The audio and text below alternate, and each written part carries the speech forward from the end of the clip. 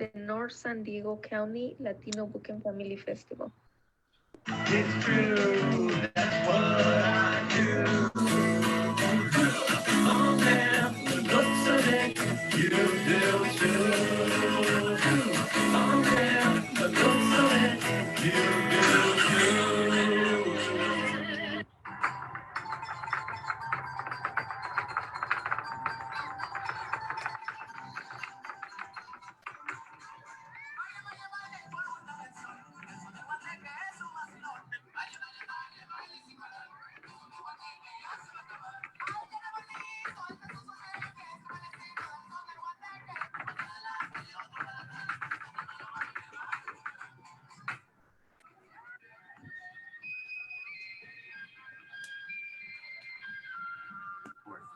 But what I gotta tell you, man, is being in Pachuco, doing the roles that I've been able to do, has given me a sense of understanding of who I am, but it's given you an understanding of who you are.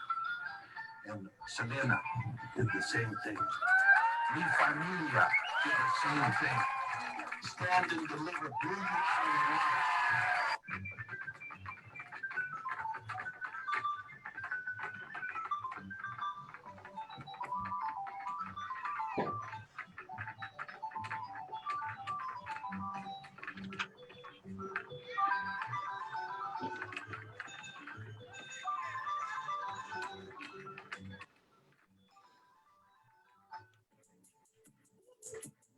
Hate this scene with all the ice all in the booth. At the gate outside, when they pull up, they get me loose. Yeah, jump out, boys. That's like you boys hopping out pools. This is way too big. When we pull up, give me the loot. Don't play us for repeat.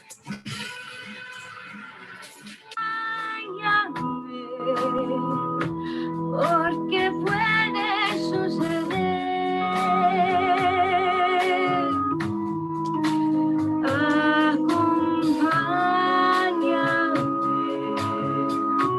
Que me llegues a querer.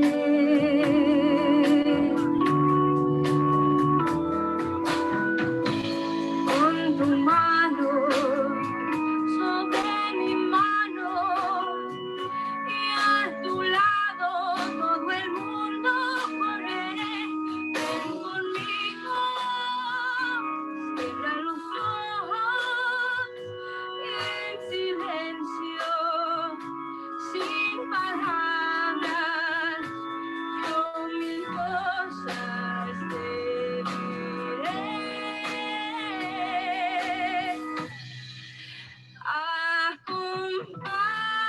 Acompáñame, que tu amor es mi canción.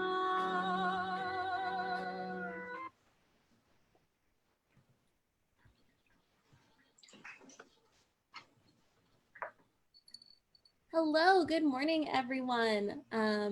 Welcome once again back to the Virtual Latino Book and Family Festival. Bienvenidos a todos una vez más a este evento virtual.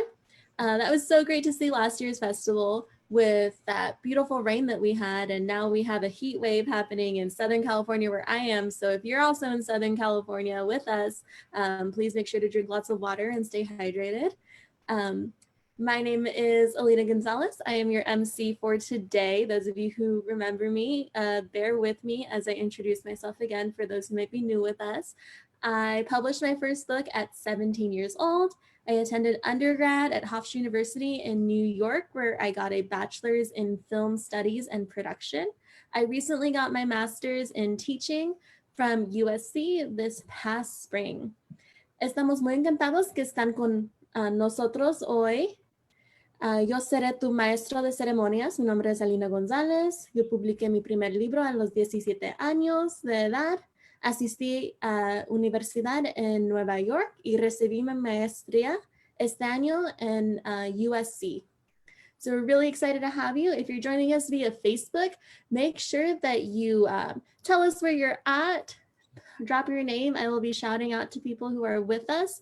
And if you have any questions for our wonderful panel on Facebook, we'll have people that will be able to answer any questions or make sure your questions get to our artists this today.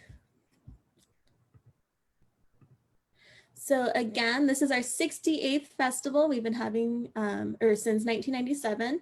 So the festival importance is to help and impart opportunities in the community, realize the importance of literacy, and promote resources on health, education, wealth, and more. El propósito es ayudar a impartir oportunidades en la comunidad, la importancia de la literatura y conocimiento de los recursos disponibles sobre salud, educación, finanzas, y más. Hi, Gabriella Hushman. Thank you for joining us. She just said hi on Facebook. So, hola, Gabby. It's nice to see you. I want to say a quick thank you for our partners. We have Telemundo 20, NBC 7. We have AARP, MAC, and Route 78 Rotary. Woo! I'm a part of that Rotary, so it's great to see that we're represented and we're helping support our community. So today we have a wonderful conversation with some artists. I want to remind everyone that if you have any questions during the presentation, please write them in our chat, either if you're joining us with Zoom or on Facebook, and we will respond to them, bring them up to the presenters. Solo para recordarles a todos, si tienen preguntas, pueden escribirlas en el chat y vamos a responder. Hi, Corey, nice to see you. Hi, Miss Ortiz from Escondido. Nice to see you guys. Thank you for joining us via Facebook Live. So I'm going to go ahead and introduce our moderator, Margaret Hernandez. She is the co-founder of Hill Street Country Club.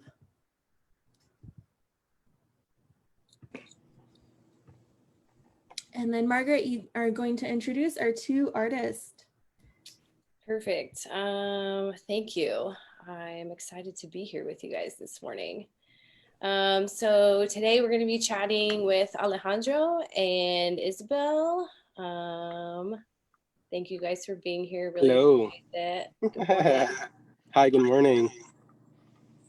All right. So let's just go ahead and get started, yeah? Okay. Let's see. Okay, a little bit about myself, I guess. I'm actually originally from Colorado. I've been living in Oceanside for about 8 years now. My ties to Oceanside actually come from my mother, Beatrice. Her whole side of the family lives out here, so I've got tons of family still living in Oceanside. I got my degree in fine art photography from Arizona State University. So once I was done with college, just kind of decided to move out to Oceanside. It's always been kind of a dream of mine to be a part of this community. And then shortly after moving out here, I met my business partner, Dinah. We decided to form our Hill Street Country Club. And ever since then, it's been history, I guess you could say. My mom's whole side of the family has been here in Oceanside since about 1910. My great aunt was actually Anita Romero, who is responsible for calling Pozole Pozole. She was out there helping and hustling and selling that pozole on the streets, trying to make that little extra money. So let's go ahead and start with Alejandro. Do you want to go first? Why don't you just tell us a little bit about yourself, where you're from, how long you've been in the community? Okay. Yeah, hi everyone. My name is Alejandro Arreguin Villegas. I'm 27 years old. I'm originally from the state of Mexico, a little town called Ciudad Azteca. And I moved to California when I was 15. So I feel like I've lived both lives a little bit, where it was hard to feel like attached to somewhere. But in the Oceanside community, I've been working with the community probably around 4 years now. But I've been practicing art for since 2015. So yeah, it's been an amazing experience working with the Oceanside community for sure. That's awesome. Yeah. What is your art practice, or like what mediums do you use? What is your, want to explain a little bit more about that?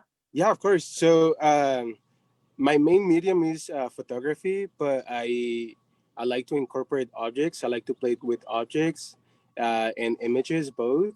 I think that personally, it helps me give a more direct message.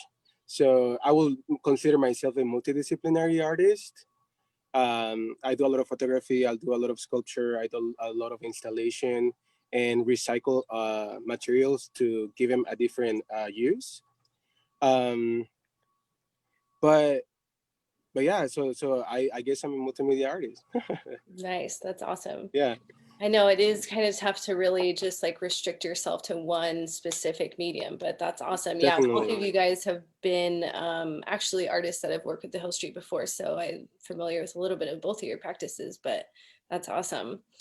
Let's see. I have a couple questions for you. Yeah. What is your personal message that you hope to convey through your artwork? You know, ever since I started practicing art, my first approach to it was like more of a self exploration, because I started practicing art when I moved here. So there was a lot of displacement and a lot of misrepresentation that I felt when I moved here. So uh, that kind of the displacement and misrepresentation kind of gave art an outlet to have some sort of self-discovery while adapting to the United States. So my personal message usually within my art uh, is kind of just to convey vulnerability and uh, reality, and more of a storytelling as an immigrant, now having the privilege to have to be able to go back and forth of the country, just that vulnerability that I feel like a lot of that is not spoken about. Uh, and I feel like through my art, that's something that I just look forward a lot because it's important for me.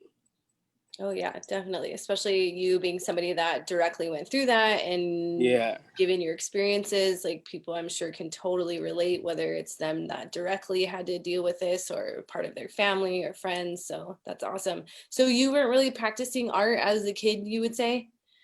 You know, I kind of did, but it was more of like a spray painting, and like I used to do a lot of like bracelets and jewelry with my siblings growing up.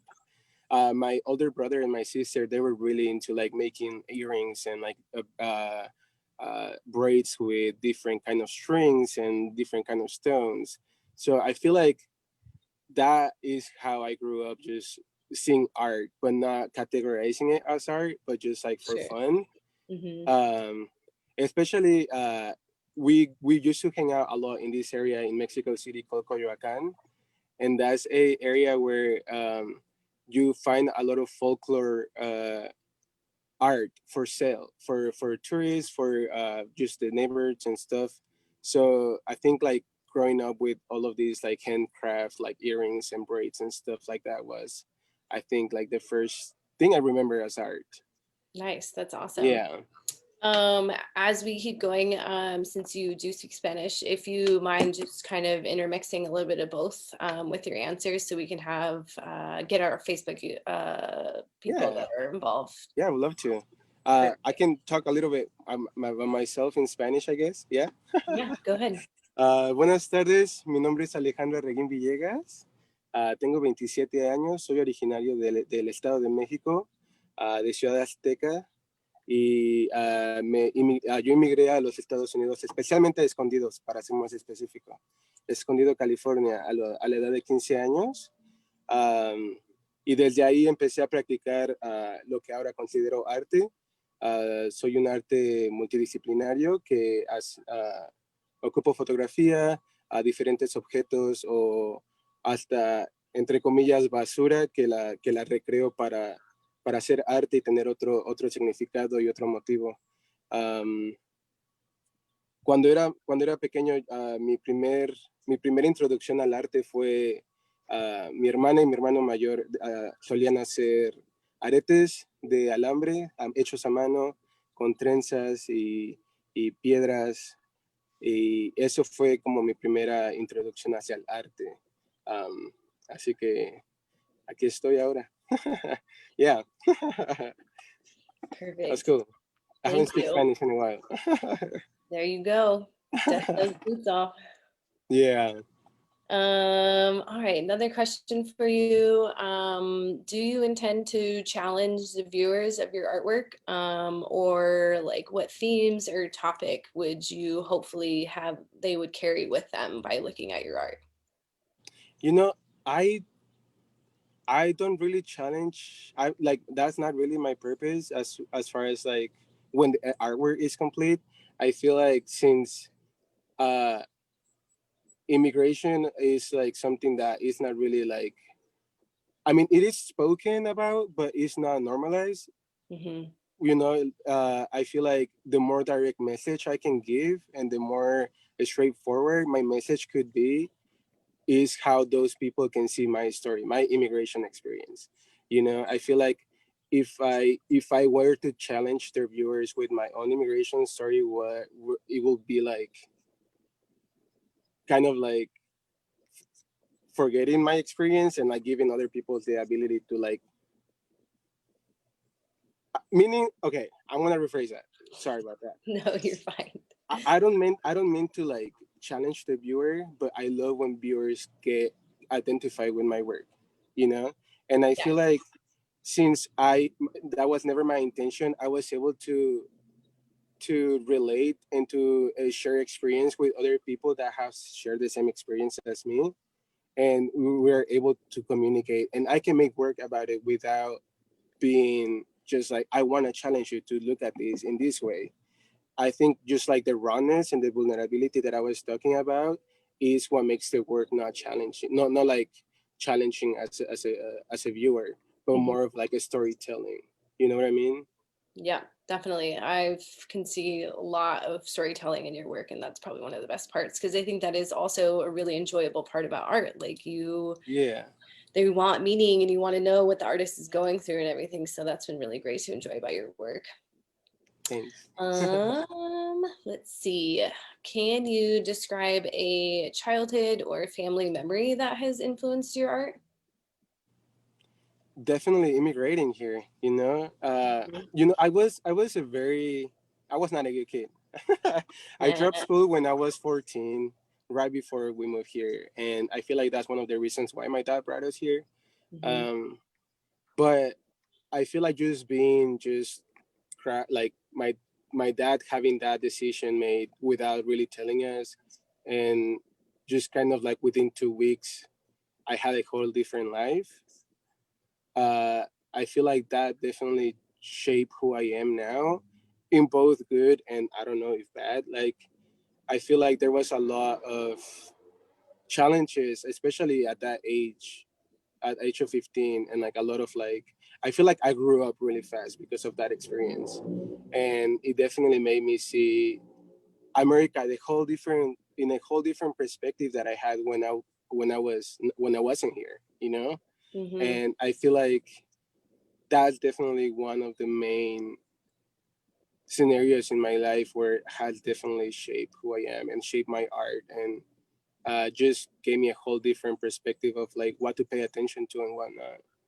Yeah, Interesting. All right. Cool. but yeah. Um, so one more question for you.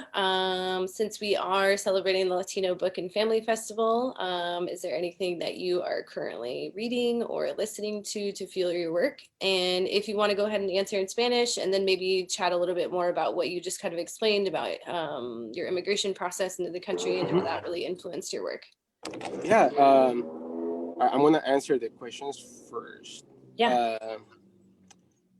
So I feel like within within Mexican culture, Latinx culture, uh, I feel like something that I became aware of is like when moving here and like learning new things was how much anti-blackness was within my community, and I feel like something I, as an immigrant and as a Mexican, and it's good to recognize the flaws of our culture as well, and I feel like I'm using this platform as well to just like let people know that there is still anti-blackness within our community, and I feel like that's something that me as a Mexican, it's one of my responsibilities to share that as well.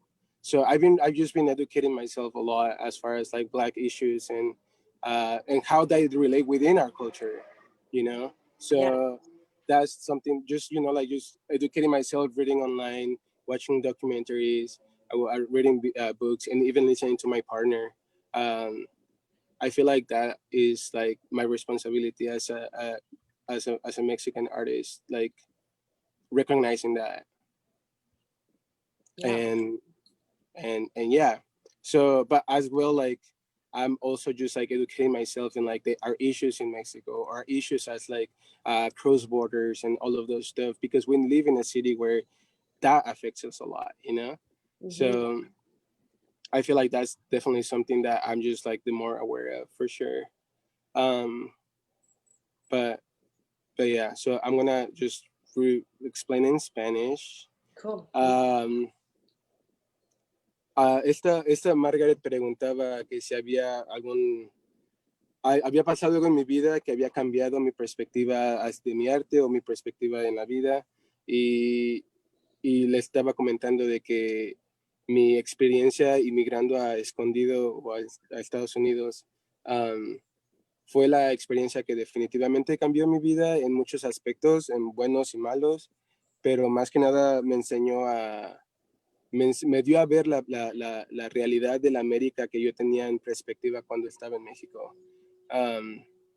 Eso cambió mi forma de ver el mundo, cambió mi forma de presentarme, cambió mi forma de verme a mí mismo y de convivir con otras personas, porque fue la primera vez que me sentí diferente. Y también me preguntaba acerca de si qué he estado leyendo y qué he estado escuchando en estos últimos tiempos.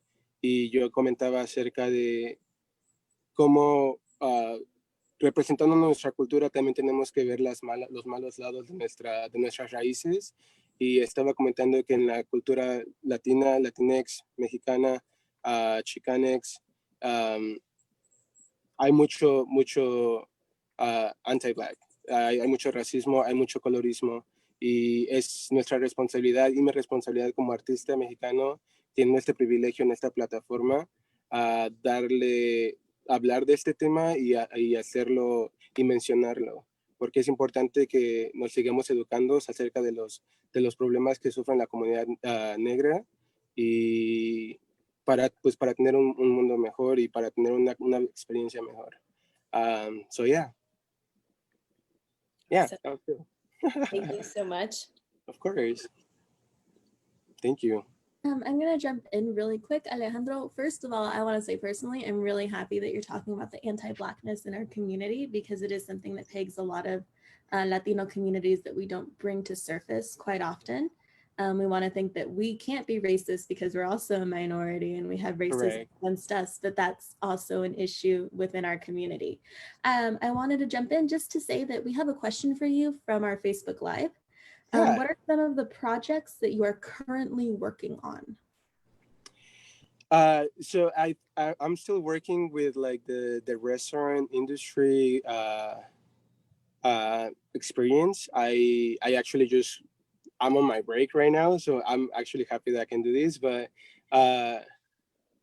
so right now I'm like kind of like analyzing again the idea of essential workers and like how that term was shifted to benefit other people but the workers.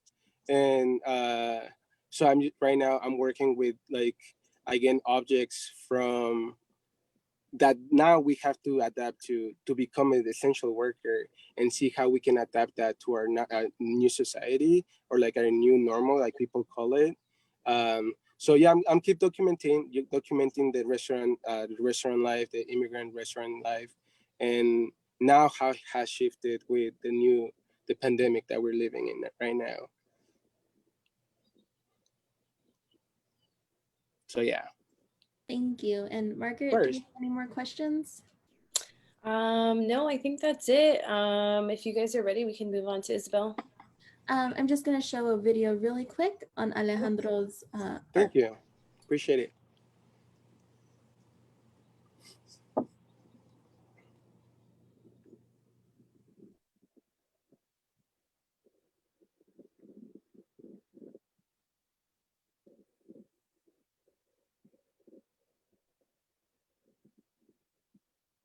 workers who are often left in the shadows of the restaurant industry.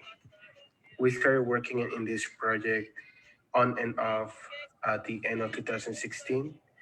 And with the help of my brother, Javier Arreguin, we've been working in the restaurant industry since we were 16 and 15 years old. I remember my brother coming back from work and he was telling me about a song that he heard in the kitchen while working by Los Tigres del Norte called La Jaula de Oro, which translates to the Golden Cage. And that's where we got the inspiration for this body of work.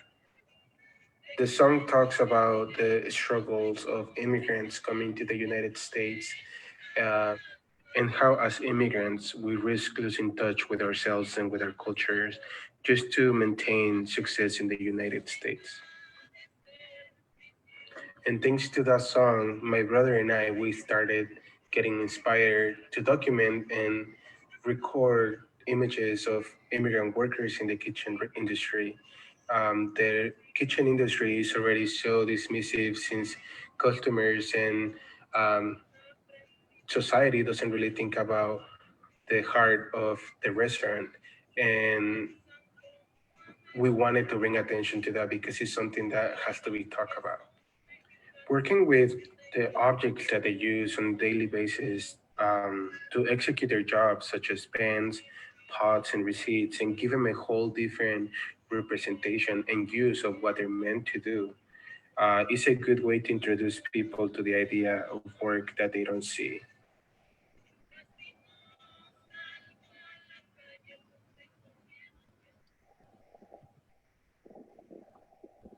Nice. That was such a good show. Thank you. Yeah, thank you. I'm happy with being able to make these people be noticeable. Yeah, that's the Yeah. main goal for sure. Yeah, definitely. And as you know, somebody who works in the restaurant industry as well, like those boys and women need a shout out for sure because they are completely responsible for putting food in our mouths, honestly, you know. So that was a really great piece. And just for a little bit of reference to those, most of those you guys did the photo transfers, right? So you had your photo and then you literally transferred it onto either like the pan or anything like that. Yeah, so it was a process where like you have to like have the image have to be the same size as the object, that way it could match. So Oh, it that's was true. I really didn't cool. even think about that. So you probably had to trim some stuff down or really just like edit a little bit more so on the sizing and stuff. Yeah, definitely. A lot of trial and error, and it's a process that you cannot really pre-plan. So it's a lot of like giving the art like its own voice. You know, you just gotta follow it and I talk to it. You know, and that's how I see it because like it is a like its own creation. You know, Yeah, so yeah, that's awesome. I like the oh, idea of talking to your own artwork. definitely. And also, just I want to give a shout out to my brother Javier Arreguin, who was the co-artist of this project as well.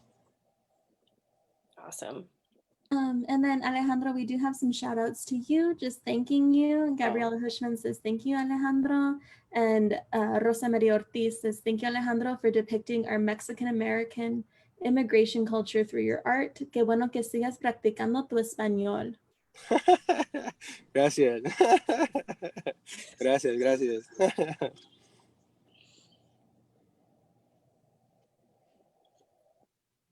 Perfect. All right. Are we ready to scoot on to Isabel? All right. Awesome. Excited. Perfect. Isabel, thank you so much for being here with us.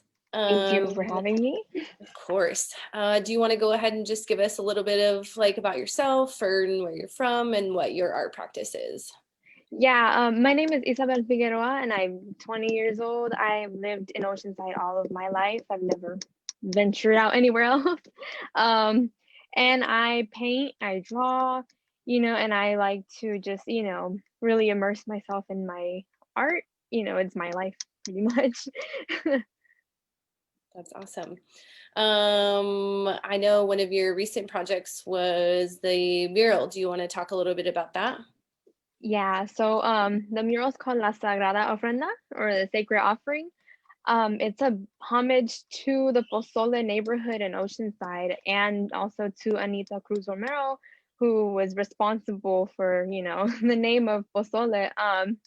It was to pay tribute to her hard work, and how, she basically turn, hard times into a whole community coming together to support each other, and enjoy great food, and just you know come together and mingle as people, and sharing stories, creating generations of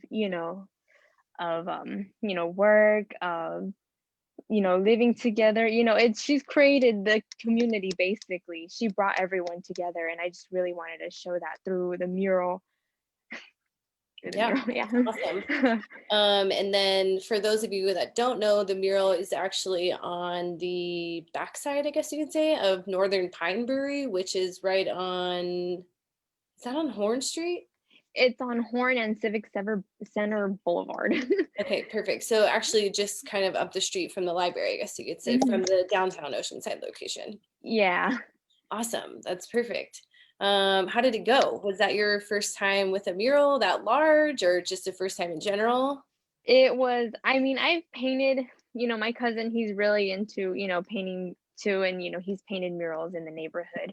And I've helped on some of them, but this is my first, mural that of that scale. It's so huge. I was like, I didn't think I could do it. Girl, you did it, and it looks great. Yeah, and I also have to, give credit to my little sister. She's also an artist. She helped, with a lot. She helped me set up. She painted all the cactus and the butterflies. She helped keep me sane because I get stressed out real easy. Yeah, so it was an adventure.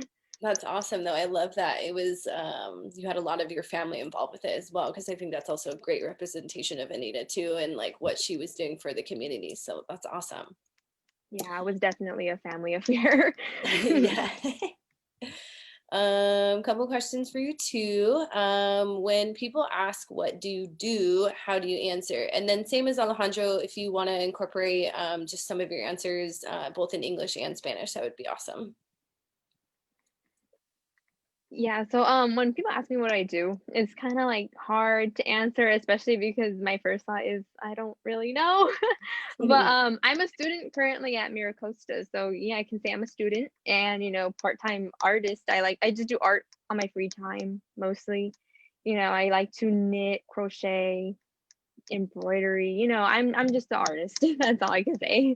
Nice, that's awesome.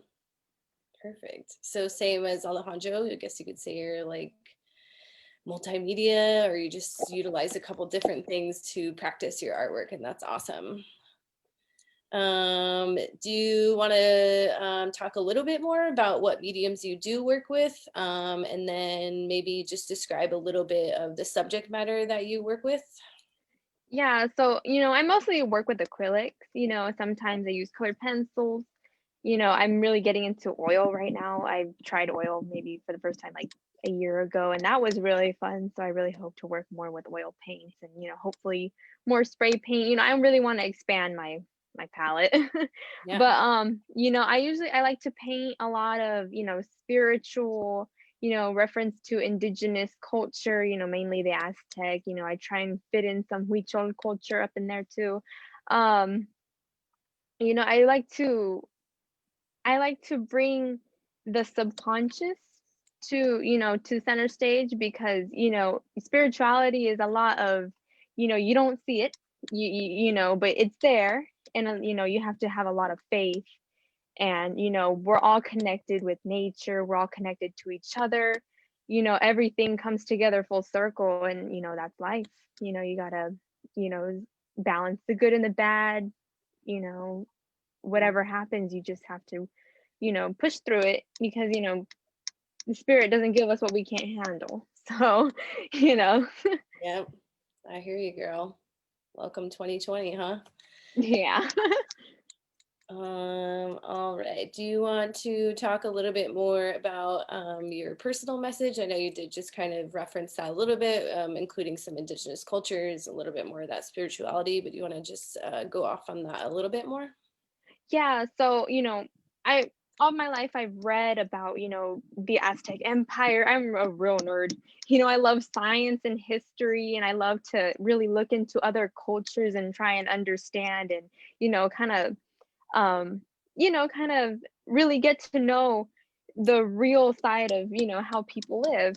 And, I really want like through my art, I love to just represent, in positive light, different sides of spirituality and indigenous culture, like I said. And I also love to, expand your thought on the universe and, kind of think to yourself about, what life really is. I love to paint, the stars, planets, I love to bring space into it because, we're so small in this universe. And, um, you can do a lot of great things, no matter where you come from, no matter who you are, you're capable of doing something great. And I just want you to feel that empowerment when you see like my art.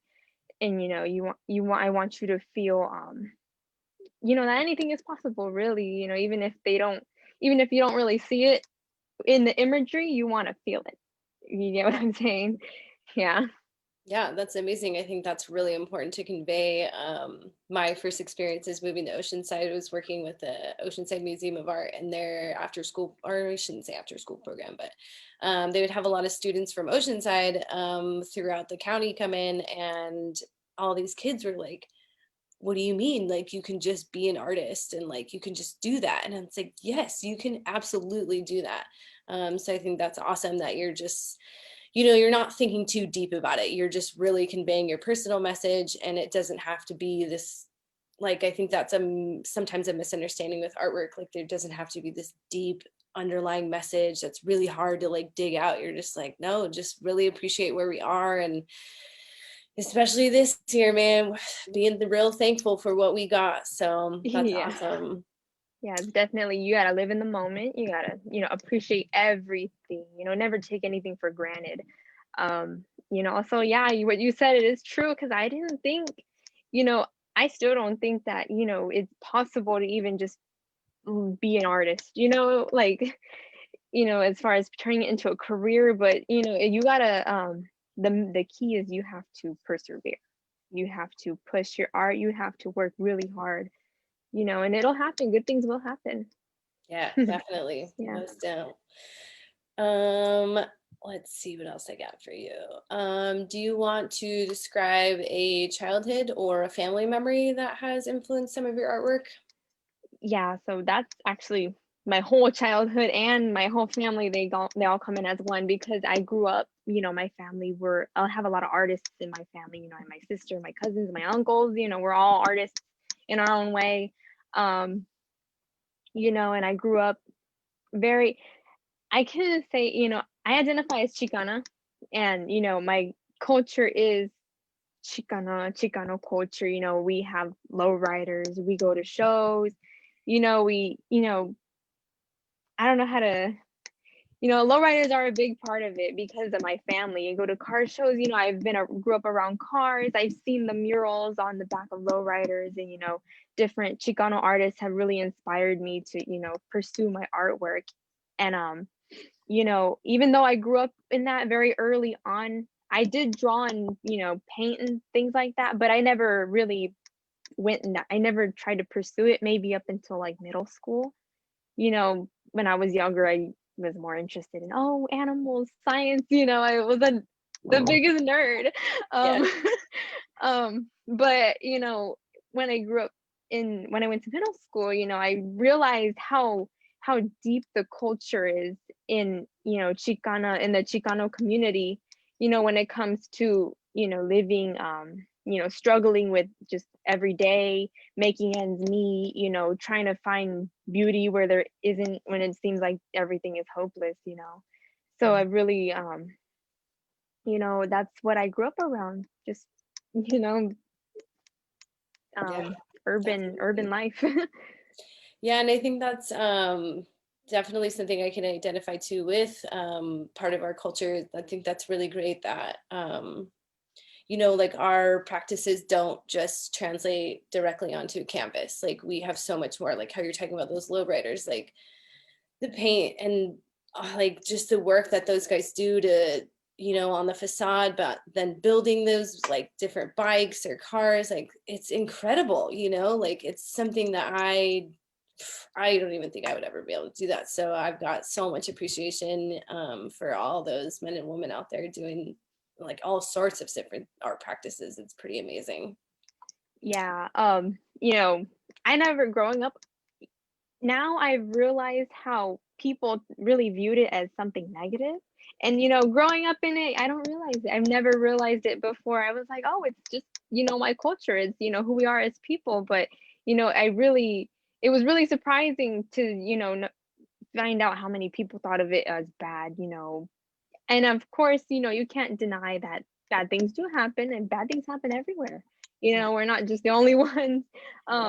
But you know, it's very family oriented, and you know, nothing is more important in lowrider culture than family. You know, it maybe look like it's the cars, but it's not. It's family. Yeah, and I think that's important too, like extending beyond your just immediate like blood family. Like you really get a connection with all of these people, and you feel like that's probably one of my favorite things about Oceanside is that, you know, wherever you go, like you feel connected and you feel bonded to the community. So that's awesome. Yeah. Do you are you currently reading or listening to anything that inspires your work, or you want to talk a little bit about that? I haven't really read many books lately. I have read, you know, the Selena book. I've read Zoot, you know, Luis Valadez. Which book is it? I don't know. You know, a lot of Chicano literature, and poetry. You know, I also listen to, you know, a lot of Chicano rap. I love Santana. You know, all those really fuel the vibe of my artwork. That's So, amazing. you know. Perfect. That's great. Let's see. I think that's all the questions. Do you want to, maybe we have a video of your mural to show? Perfect.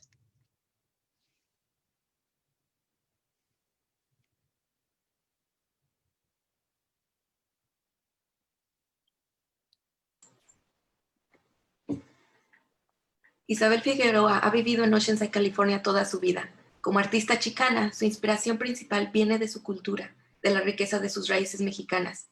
Isabel mezcla los elementos del pasado con el presente, con la esperanza de crear algo nuevo y hermoso, para conservar la historia y las raíces de nuestra comunidad.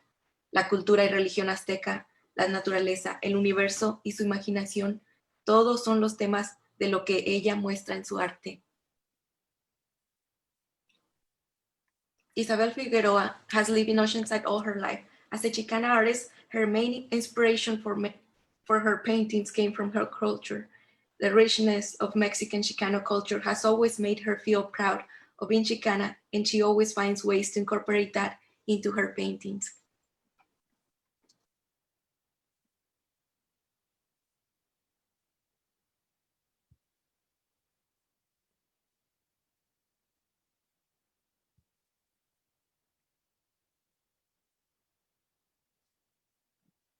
Nice. That was awesome. How long would you say that mural took you? Like roughly a month and a half, 2 months. So Wow. That's yeah, it was a lot of work. Yeah, I think a lot of people, once you guys see that in person, you'll be like, oh, okay, I see. It's a big space. Yeah, it I looked at the wall and I was like, oh my goodness, what have I gotten myself into? I'm sure, yeah, that's a big Yeah. spot. Yeah, shout out to Northern Pine for sure. That's great that they agreed to do it, and then it's awesome that it's right there, like in that community as well. So that's pretty awesome. Yeah, it was really it was really important that it had to be, you know, near the community, because, you know, how are you gonna have something far away from Yeah, what you're trying to represent? definitely. Isabel, we have some comments for you too from our Facebook Live. The first is from Mei Lin. She just wants to say that you look very preciosa.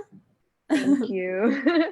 And then Education Begins at the Home was really excited that you brought up the lowriders and the music. And then they said Xavier the X-Man. Margarita says Santana is amazing and the Chicano culture is an empowering movement. So hi, Margarita. She's from North Carolina, Charlotte, North Carolina. So thank you for joining us. Thank you. We don't have any questions yet for you from our Facebook Live, but I did want to like jump in and say that also as a self-identifying Chicana, I think I first want to say that you in my eyes are an artist. You're, I know that you say you're a student, you don't know what you are. And I've been there too. And I think that especially being a woman in our culture, sometimes it feels like we don't have the right to say we are what we are. And it's taken me a long time to say that I am an author and I am a screenwriter, because I used to want to be like, oh, well, I just like to dabble in these things. It's not who I am. But I think totally in my eyes, you are an artist. And that video showing your mural is just a testament to everyone that you truly are an artist. And you should put that in your title when you talk about yourself. Thank you so much. Yeah, I really appreciate it. I'm over here. Don't cry. But yeah, you are so right. As a woman, it's hard. We have to work twice as hard in any field of work. And I know how hard my little sister wants to do film as well. And it's male dominated, everything. So yeah, you really, don't like my advice and message to you is do not let anyone cheat you. Do not let anyone tell you that you can't, because you can. Your work is worth everything. And that's what I had to learn doing this mural. Just it's worth it. It's worth it in the end. Now our Facebook Live is blowing up by saying that you are an artist. Thank you, everyone. But we do have one question for you. It's from Corey Banda. How do you protect the mural from the elements and people who might want to write on it? Did you put any type of sealant? Yeah, it's been sprayed with a silicone, like clear silicone seal, so that, in case, God forbid, if anyone tags on it, you can just wash it right off with the power washer. So, it's protected. Hopefully it'll be well preserved for a long time. And then I just want to say, going through the Oceanside area, it just seemed like a lot of the murals in that area are sacred. I've never really seen them be tagged or anything. Yeah, especially in there's a lot of murals in the Pozole neighborhood, and we all try to, it's all respect. Respect is one of the biggest, virtues we all hold there. It's art is sacred, it's our culture, it's our voice, and you don't want to mess that up.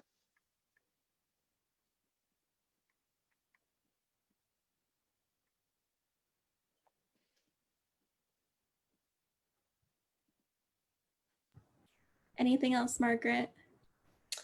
I think that's it for me. It's been really great to talk to you guys. Yeah, Isabel, I'm really glad you kind of touched on the just being a female in here, and it's tough, no doubt. I mean, myself as being a Latina and my business partner Dinah is Black, so we've been through the ringer, no doubt. Like, you wish that you could say our city is completely supportive, and they are definitely now, but it took some work to get to where we are now. So thank you for that encouragement of just, being empowered and really following through with your intuition. Like, don't ever give up. And for sure, like, we have so many wonderful community resources that I think a lot of people maybe don't even know. And one being the library. Like, you guys they're amazing. They're involved in so many different partnerships and so many grant opportunities to just give us moments like this to really hear from our own community and our own artists about, what we're doing and what we're up to. So I think that was really great to hear from you guys today. I have a few more questions, and then we're just going to ask for some final thoughts from both of our artists. But one question from Margarita for you, Isabel, is what do you intend to express besides your Chicano entity through your painting? That's a hard one. There's a lot of, I also wish to, maybe express maybe some personal emotion. I really do want to highlight, the struggles of people of color, of all races. It's really open-ended. My art, I don't as much as I like to, stay in one kind of category, my Chicano culture and everything, there's no limit. I don't think there's a limit. I'll do pretty much everything. So, things that are important. That's not to say.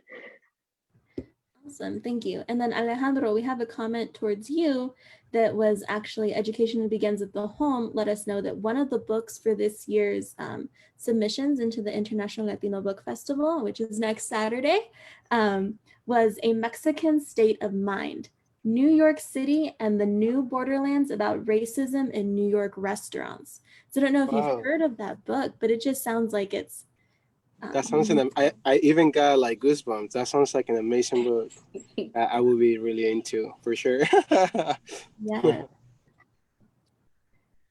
So wait, can you repeat that one more time? Or it is called A Mexican State of Mind, New York City and the New Borderlands About Racism in New York Restaurants. So you get a lot of New York in there. Shout out to New York if you're with us. I went to school in New York, so I love New York. A lot of people now in the chat on Facebook want to read that book. But I do have one final question for you, Isabel, before I ask for final thoughts from both of you. And our question again is from Mei Lin towards you, Isabel. What do you think about writing a book about your murals and explaining the background of them? It could be something we can have in our book awards next year. Yeah, I think writing a book would be totally fun. I like to write. It would be a great topic to really dive into Oceanside history, Pozole history, because everyone tends to, push it to the side. It's not really talked about. And I feel like it doesn't need to be talked about. It's very rich in culture and, in life, and I'm sure everyone can relate. So yeah, I would definitely love to do that. I think it'd be great. You have your images that you can use already. And actually thinking back, I've only ever seen one book in my life that tackles like Latinx using the form of murals, of tagging as a representation, as art, as not to view it as graffiti, but to view it actually as an art form in the way that it is. So one last thing before we get I have a lot of stuff blowing up on the Facebook, so that's what I'm looking at down here. So we want to say saludos a Coyoacán, el Estado Azteca. Want to shout out also to my abuelita, who's in Mexico, and my tia in Mexico City, who is joining us. So please, any final words from both of you, whoever wants to go first, just for our viewers, any last things to just keep us on. You both have said beautiful words so far. Both have brought up really important women in our Latinx Chicano culture, anti-blackness in our culture as well. So anything else you guys want to express with us? Go ahead, Alejandro. Okay. Yeah.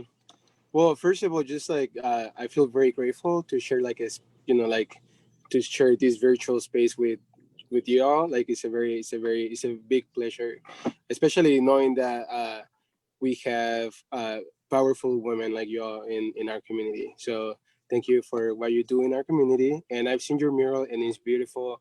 I drive there just on purpose just to see it. So it's really, really beautiful mural. Thank you so much for that addition. Honestly, I feel like that's what I have to say. I feel very grateful and appreciative of this opportunity. And like I say, to share some words with you. So muchas gracias a todos los que vieron esta conferencia. En verdad ha sido un privilegio y un placer hablar de lo que yo hago en el arte con estas personas que estaba compartiendo este espacio. Así que muchas gracias. Yeah, I agree with Alejandro. I'm really honored and privileged to be on this panel with, so many amazing artists and, authors, and, it's a real good opportunity. And also just thinking of everything, on topic of racism, everything that's going on right now. All I have to say is just, everyone respects each other. We're all in this together. We are all a part of one big universe. So yeah, respect each other, love each other, because you never know what's going to happen. Well, thank you to Alejandro, Isabel, and Margaret. Thank you for being here. Of course. Snaps to you guys. I like to snap instead of clap to people. So Yay. snap here. Okay. So we would also like to say thank you to one of our sponsors. This is Route 78 Rotary for supporting this event. I have this little video play while I talk to you guys. So I'm actually a part of Route 78 Rotary. So thank you for our Rotary for always doing stuff and supporting the Latino Family Book and Family Festival. So Route 78 Rotary is dedicated to serving the North San Diego community and surrounding areas. From east to west, their mission is to fulfill needs across the 78 corridor. With the Mariachi Festival every year, they are able to raise funds to continue supporting organizations and their projects to make greater impact in the communities they serve. So with our Mariachi Festival, we tend to raise scholarships for local colleges such as Miracosta and Palomar. And there we have our president, John. We give us school supplies every year to teachers within our community so that our students have those supplies, because sometimes our community, it's hard to have teachers pay for everything themselves. So That's great. no. Yeah. We have Jose Jaimes there. He is also a great member of our community, and there's just a lot that we love to do in Route 78 Rotary. If you're ever wanting to join or sit in on a meeting right now, because of COVID, they're via Zoom, but check out our website, just Google Route 78 Rotary, and you should be able to find us. Now, I would like to spotlight this Chicano Park documentary that we have. And here is a photo of Corey de Anda. She is a part of the Mana North County. Corey de Anda is a bilingual teacher, professor, administrator with 44 years of experience in Southern California. She directed bilingual programs in San Marcos Unified and Carlsbad Unified and taught as an adjunct professor at various universities in San Diego County. She has dedicated her life to serving immigrant families from all countries. She has been the Hermanitas Director for MANA, the North County, San Diego, since retiring in June of 2011. She was awarded Volunteer of the Year in 2018 and Hermanitas Program of the Year in 2017 and 2020 from MANA National. The co-producer of the Chicano Park documentary is Sofia Tamayo. She is now a 9th grader at Carlsbad High School and is the award-winning in the award-winning broadcasting program. Wow, that's really cool. So please take a moment to look up Mana North County and their Chicano Park documentary. It is beautiful. It was featured this year at the National Mana, not seminar, but their weekend that they had. So that's really cool, and some from our community. Okay. These are our featured books. And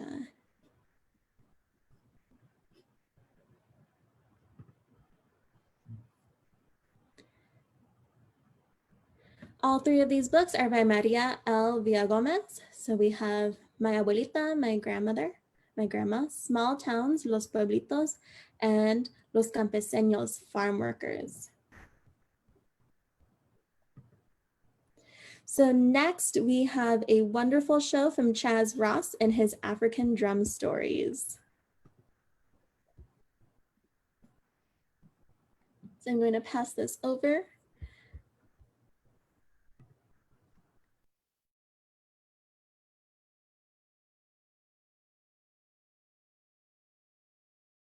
Use a tabletop or chair or even, no, you don't want to use your head, but you can always use anything like your lap. You don't need a drum. Now the drum I'm using today is called a djembe. It has an unusual shape. It's the loudest drum there is. And you know it's African. Why? Because it has strings. All African drums have strings traditionally. So are you ready? Let's get going. Hi, I'm Chaz, And we're going to the jungle with the sound of the drum. Katya, my assistant here, we're gonna play the drum. We're gonna make the sound of the drums. But first we gotta get there. How are we gonna get there? We're gonna catch a train. Let's catch a train. The first thing we're gonna do is raise our hand, and the other hand, and the other hand, and let's hit the drum. All aboard. We're going to the jungle. Let's go a little faster. We're going into the jungle.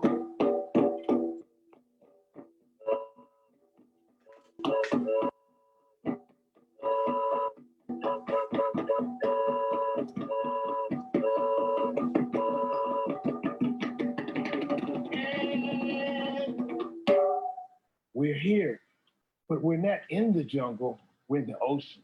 We're in the ocean now, but we're going into the jungle. Did you feel that? Did you feel that? I felt raindrops on my bald head. It's raining 2 fingers. And the raindrops have a sound too. It goes like this. Can you do that?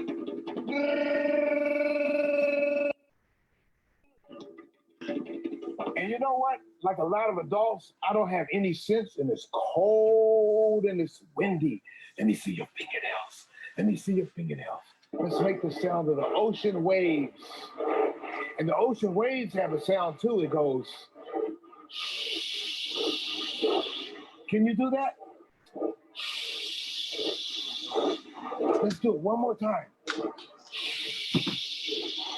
There are all kinds of sounds in the drum. Let's try it one more time.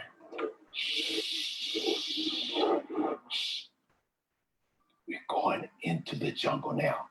I have to protect you, so be quiet. Don't make a sound.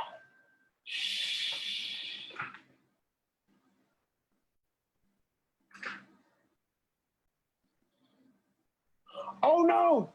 Here they come! Run!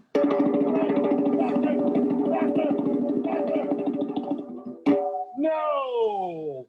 That's not how we run. We gotta run from the lion and the tiger and the bear, and we're not gonna get away like that. Everybody say, we gotta run now. We gotta run now. We gotta run now. We gotta run right now. We gotta run now. We gotta run now. We gotta run right now. We gotta run now. We gotta run now. We gotta run right now. We gotta run now. We gotta run now. We gotta run right now. We gotta run now. We gotta run now. We gotta run right now. We gotta run now. We gotta run now. Right now. We gotta run now. We gotta run now. We gotta run right. Oh, hi there. Why didn't you warn me? Why didn't you warn me? Why didn't you? This hurts bad. I need a Band-Aid. We just ran into the biggest animal in the jungle. The biggest animal in the jungle. What's the biggest animal in the jungle? What's the biggest animal in the jungle? He's huge. And he's huge. He's huge. And he has this funny thing on his face. This long thing on his face. What is he? What is he? Everybody say, elephant. But let's say it slow. And let's walk like the elephant. Everybody say, great big. You say it? Great big. And what color is he? What color is he? Great. No, he's not great. No, he's not great. What color is he? He's blue. He's blue. Everybody say, great big blue elephant. Great big blue elephant. Great big blue elephant. Great big blue elephant. Great big blue elephant. Great big blue elephant. Great big blue elephant. Great big blue elephant. Great big blue elephant. Great big blue elephant. Great big blue elephant. Great big blue elephant. Oh, where'd the elephant go? Where'd he go? He was right there. Where'd he go? Where did he go? Where did the elephant go? Where did he go? Where did he go? Where did he go, Claudia? Where did he go? Something scared the elephant. Something scared the elephant. And then Oh my goodness, they're all over me now. They're all over me. They're all over me. Oh man, they're gonna get on YouTube. They're real little. They're real little. And they ruin our picnic. What are they? They have 6 legs and they're real little and they ruin our picnic. What are they? Ants. Ants. And the ants, can the ants talk? Yes, they can. They just whisper so you can't hear them. Let's walk like the ants. Matter of fact, what do the ants do? What do the ants do? They march. We're gonna march and sing the ant song. Let me see your fingernails. And it goes like this. We are marching ants. We are marching ants. We are marching ants. We are marching ants, and we're eating up all your food. We are marching ants. We are marching ants. We are marching ants, and we're eating up all your food. We are marching, and we're eating up all your food. We are, oh no! I knew this was gonna happen. It's terrible. It's terrible. Something smashed all the ants. Something smashed all the ants. And it's real long.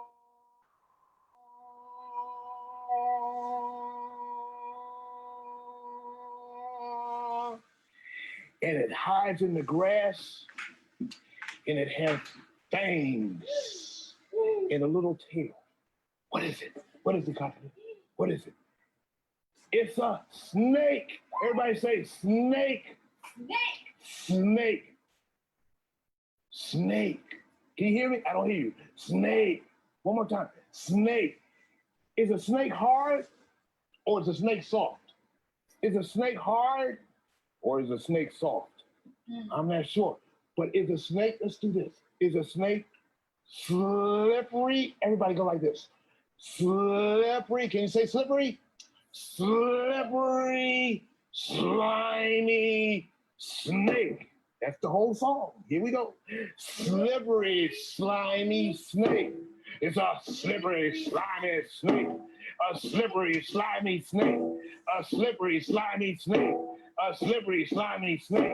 A slippery, slimy snake. A slippery, slimy snake. A slippery, slimy snake. A slippery, slimy snake. A slippery, slimy snake. A slippery, slimy snake. A slippery, slimy snake. A slippery, slimy. It's gone. The snake's gone. It's gone. But where did he go? Where did the snake go? Where did the snake go? Where did the snake go? There he is.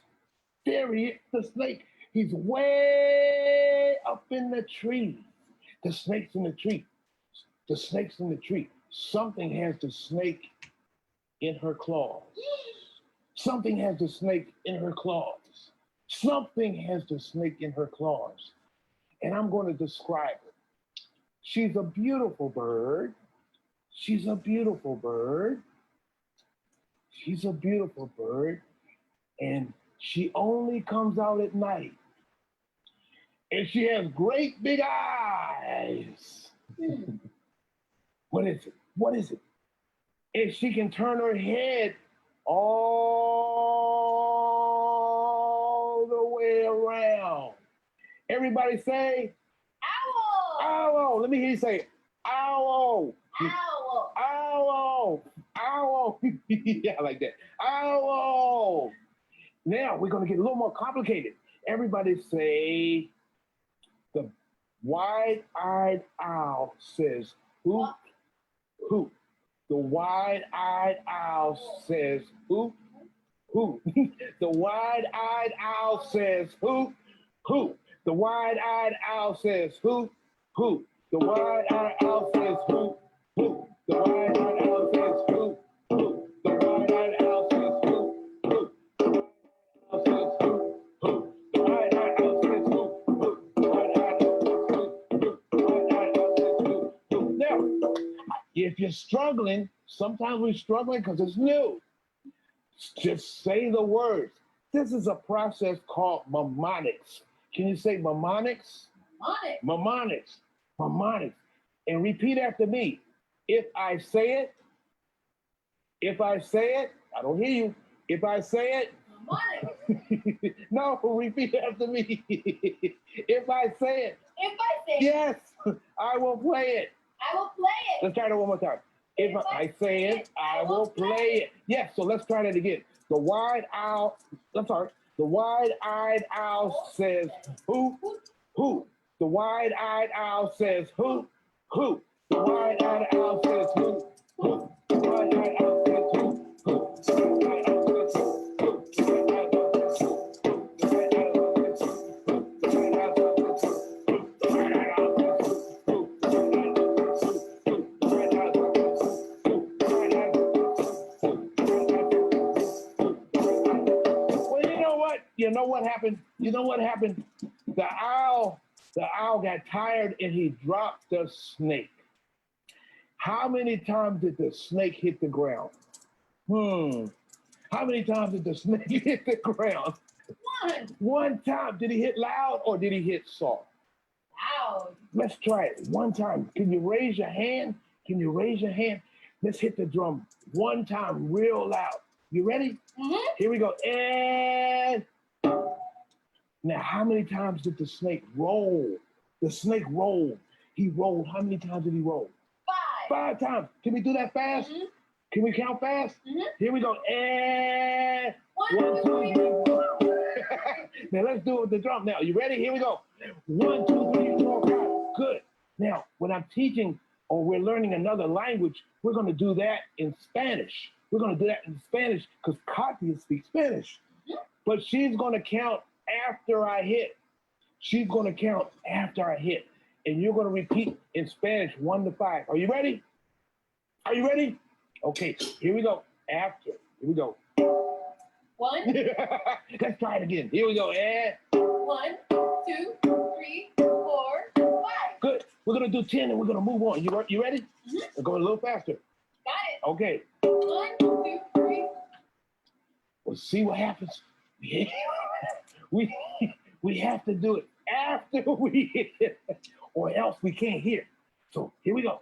1, 2, 3, 4, 5, 6, 7, 8, 9, 10. Good. Now we're going to do it in Spanish. We're going to do it in Spanish. Here we go. 1, 2, 3, 4, 5, 6, 7, 8, 9,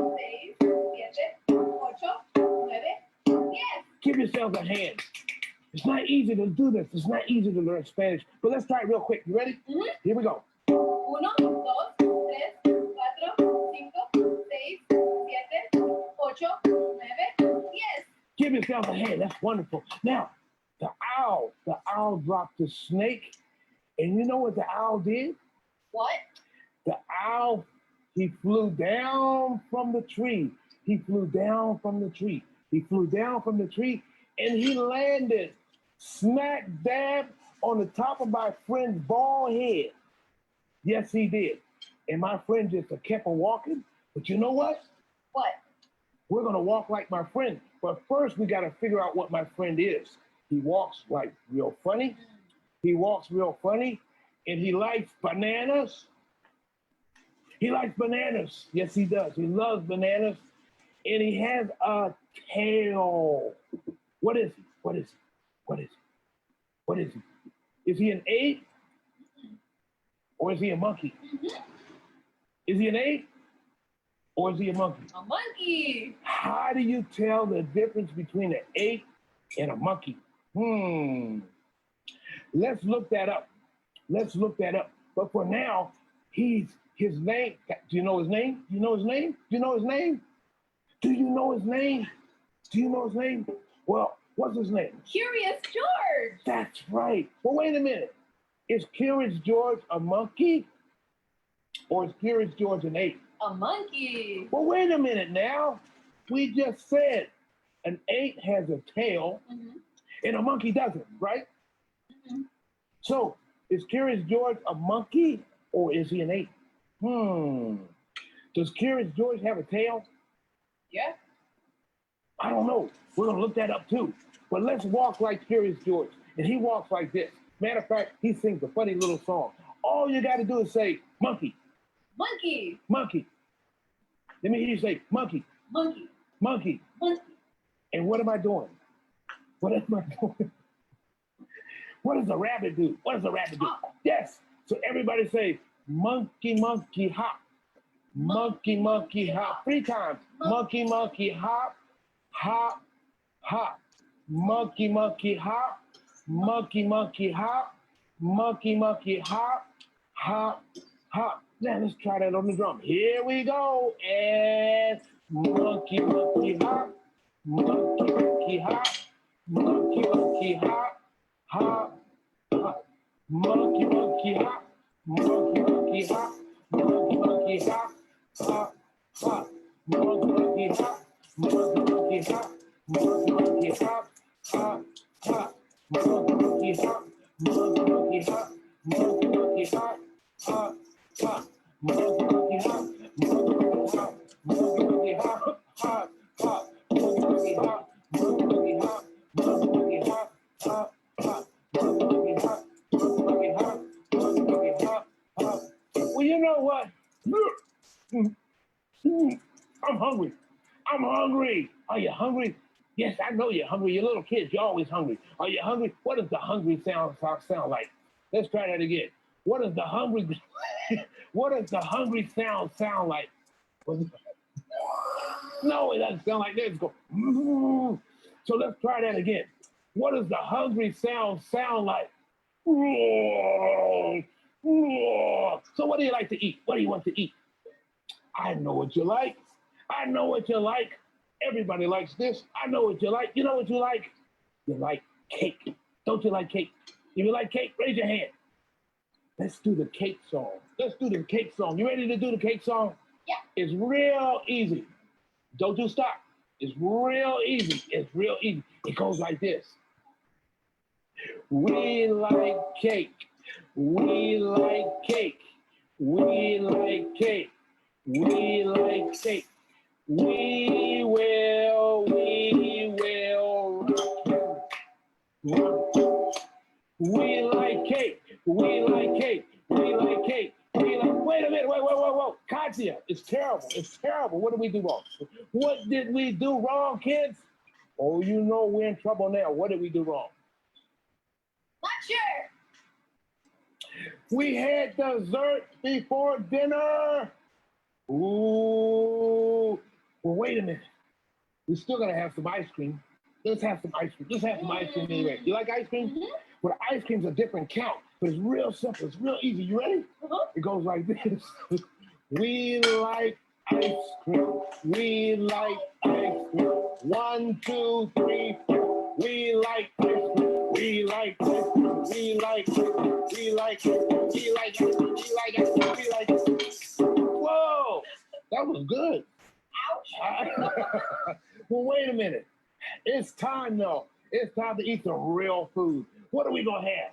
I'm hungry. I'm real hungry. What are we gonna have? I know what. It looks just like this. It looks just like this. It looks just like this. When you have friends, you cut them a slice if you like them. If you like, sometimes, you always give your friend a piece. What is it? What is it? What is it? Everybody, 1, 2, 3, it's a Pizza. pizza. So we're gonna do my favorite song of all songs. And it's called the Pepperoni Pizza song. And all you have to do is say it and you'll play it. You ready, Katya? I'm ready. Okay. Raise your right hand, which is this hand. And everybody hit the drum 2 times and say pepper. Here we go. Hit the drum on the side and say pepper. You ready? Here we go. And pepper. Now take the other hand and hit the drum on the other side and say Roni. Here we go. And Roni. Now we're going to take the right hand and hit the middle of the drum. The deep sound comes from the middle of the drum. And we're going to say the first part of pizza, which is P. Here we go. And P. Now raise the other hand and we're going to say the second part of pizza, which is no, the. Oh. It's the. So the second part of pizza, you guys ready? Here we go. And the. Now, let's try it. let's go over it real quick. Pepperoni pizza. Got it? Let's try it one more time. Pepperoni pizza. Let's to the drum. Here we go. And pepper. Let's try it again. Let's go slow. We always go slow when we're learning. Here we go. And first part of pizza is just pepper. And pepperoni pizza. There we go. Pepperoni pizza. I don't hear you. Pepperoni pizza. Pepperoni pizza. Pepperoni pizza. Pepperoni. No. Cocktail the pizza doesn't taste so good. That doesn't sound Latin.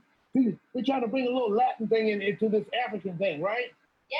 Okay, that doesn't sound Latin, so we're going to make it sound Latin. You ready? Ready. All you have to do is say pizza. Let's try it. Pizza. I don't hear you. Pizza. Pizza. Pizza. One more time. Pizza. Pizza. That's too slow. Don't sing it. Say it. Pizza. Pizza. Pizza. Pizza. Pizza. Pizza. Pizza. Pizza. Pizza. Pizza. Watch what we do. Let's start all over. We're going to say pepper. We're going to say pizza a little faster. Raise our right hand. And remember, we're going to say pizza a little faster. Here we go. Start with pepper. Start with pepper. Here we go. And let's go slow. And pepperoni pizza. Here we go. Pepperoni pizza. Pepperoni pizza. Pepperoni pizza. Pepperoni pizza. Pepperoni pizza. Pepperoni pizza. Pepperoni pizza. Pepperoni pizza. Pepperoni pizza. Pepperoni pizza. Pepperoni pizza. Pepperoni pizza. Pepperoni pizza. Pepperoni. Don't stop. Pepperoni pizza. Pepperoni pizza.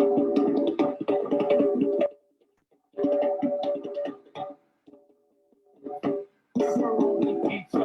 Pepperoni pizza. Oh, enough of that. You did really.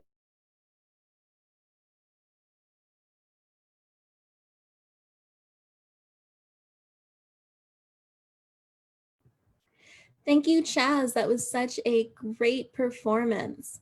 I again want to let you guys know that you can join us every week that we have this virtual festival, either by going to www.lbff.us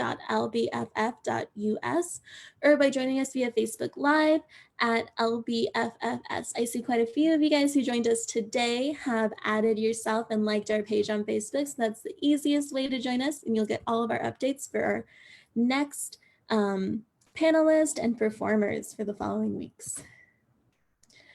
We please do not leave yet. We still have some more information to share, especially about next week's super special book awards. So again, we want to throw out our message that Black Lives Matter. We'd like to take a moment and acknowledge the recent events. Again, the attempted murder on Jacob Blake.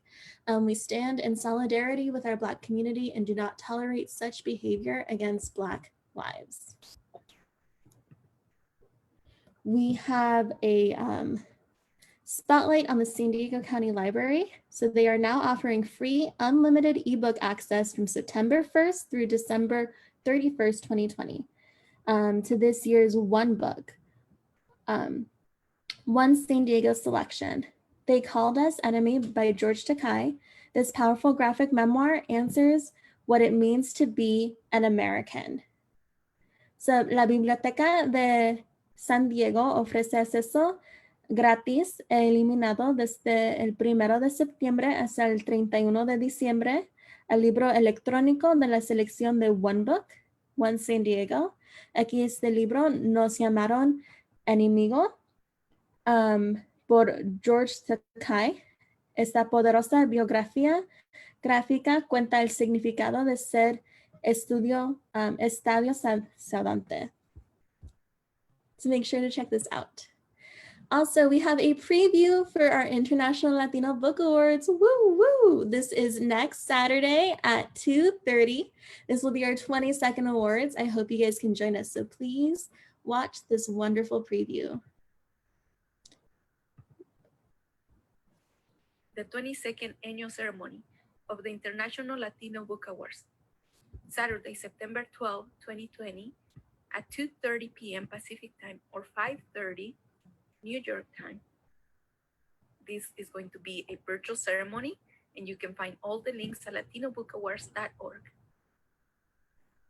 La 22ª ceremonia anual de los International Latino Book Awards será virtual, el sábado 12 de septiembre del 2020, a las 2:30 p.m. tiempo pacífico o 5:30 p.m. de tiempo de Nueva York. Puede encontrar todos los links a latinobookawards.org.